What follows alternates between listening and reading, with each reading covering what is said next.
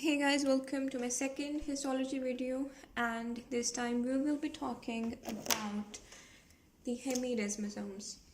Now the hemidesmosomes, they're basically similar to desmosomes. They're basically desmosomes. Structurally, they have different functions and they have different location, and even the structures, while being similar, is very different. So which classification do hemidesmosomes belong to? They belong to adherent or anchoring cellular junction. So this is basically a subclassification of the adherent or anchoring cell junctions, right? And in addition to the hemidesmosomes, we talked about three other classifications. We talked about the zonula adherent, we talked about the fascia adherent, we talked about the macula adherent, which is basically a second name of the desmosomes, and now we will be talking about the hemidesmosomes. So let's discuss the way the hemidesmosomes are similar as well as different compared to the rest of the classifications.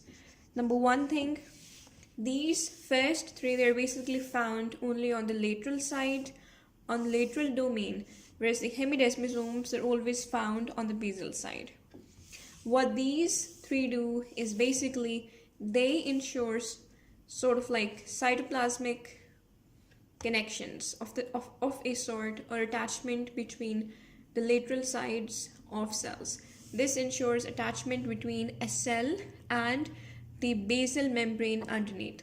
So very different in what it connects. Right, so calcium is something that is needed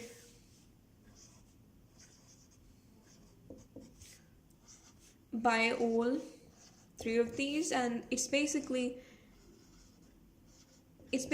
sort of needed for the sake of connections. We have various proteins and transmembrane proteins coming from each side of a lateral membrane, right? And there are transmembrane proteins, and they have to join together, they have to attach to each other to form this this attachment point, right? And for that we need calcium in all three cases. Now it is not mentioned if it is needed in Hemi, but I'm assuming it is so because the contrariness has not been mentioned in any book I have studied. Even so, this is something you need to keep in mind. As for the transmembrane proteins involved, when we talk about the zonula, and when we talk about the fascia, and when we talk about the macula, now the fascia adherents are not very important. They're not given in a lot of detail, but the zonula and the macula are. In the case of the zonula, we have E-cadherins, right? E-cadherin is basically a family of proteins, a family of glycoproteins, and E-cadherin is one example of it, right? And then we talk about the macula or the desmosomes, and again we have proteins that belong to the cadherin family, but they are not, so to speak, E-cadherin. Desmocolin is one member of the cadherin family that is often present over there, and another one is desmoglein.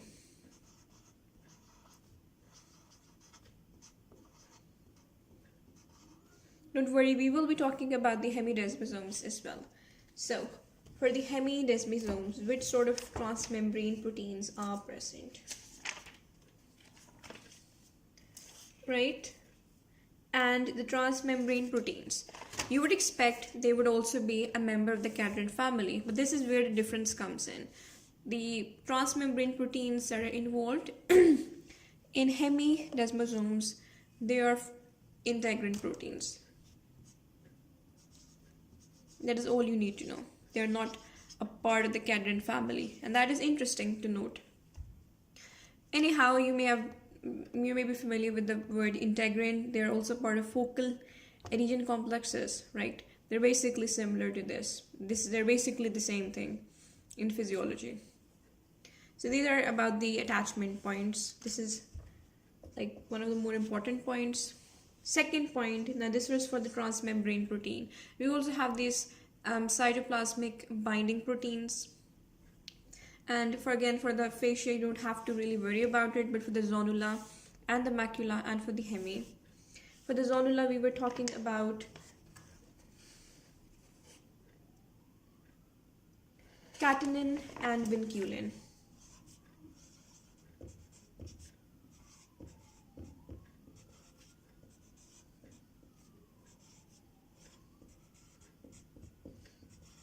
These were basically the names of cytoplasmic anchoring proteins. Now this is for zonula adherents. When we talked about zonula occludentes, we had a different cytoplasmic anchoring protein. Three of them, Z01, Z02, and Z03. So this is important. Now for the macula, what sort of cytoplasmic proteins did we have? They were basically, just started with desmo. We had desmoglobin, and there was this other one.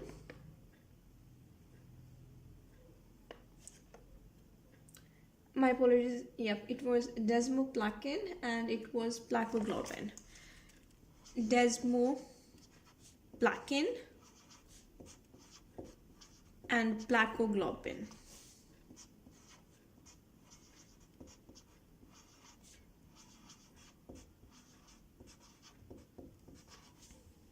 Right, so it's interesting to note desmoglobin and placoglobin.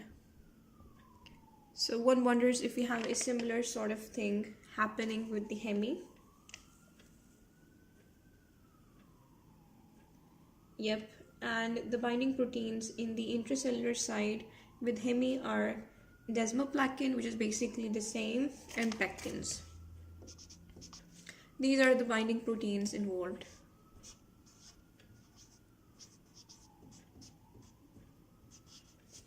Again, something you need to remember.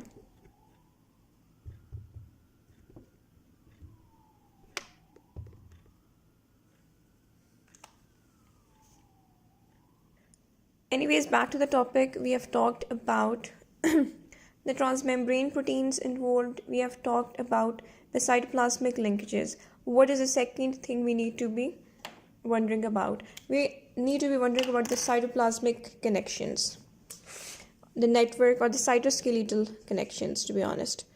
Now, when we talked about the zonula adherent, there were the actin. The actin were involved, and this was similar to the zonula occludentes. Fascia is unimportant. Macula, in the case, it was different. We were actually involving intermediate filaments.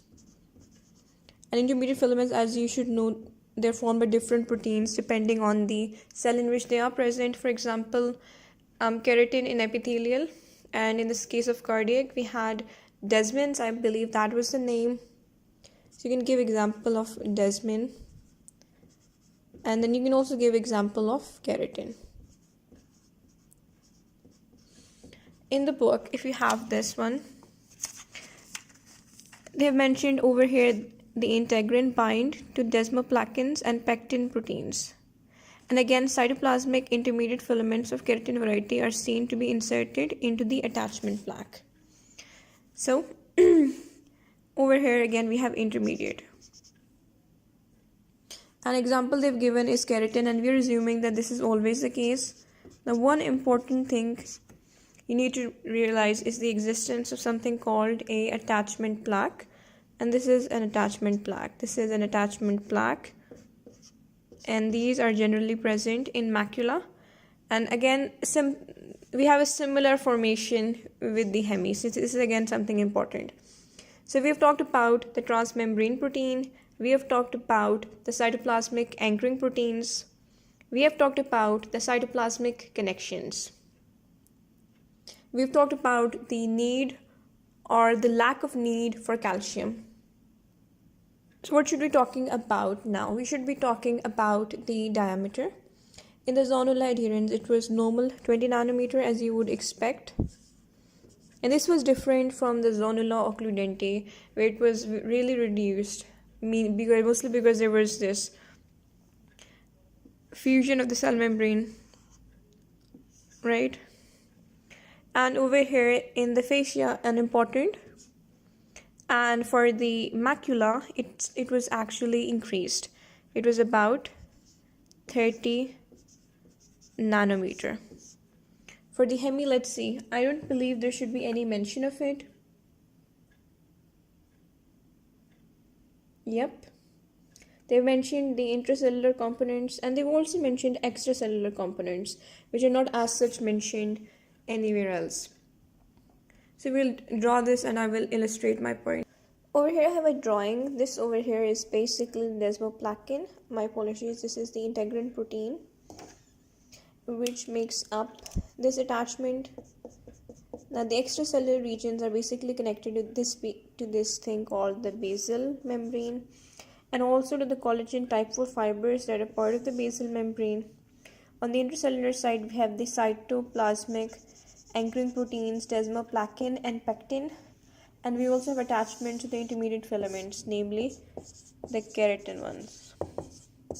Hopefully this is helpful. If it is, please like, subscribe and leave a comment. Constructive criticism is more than welcome.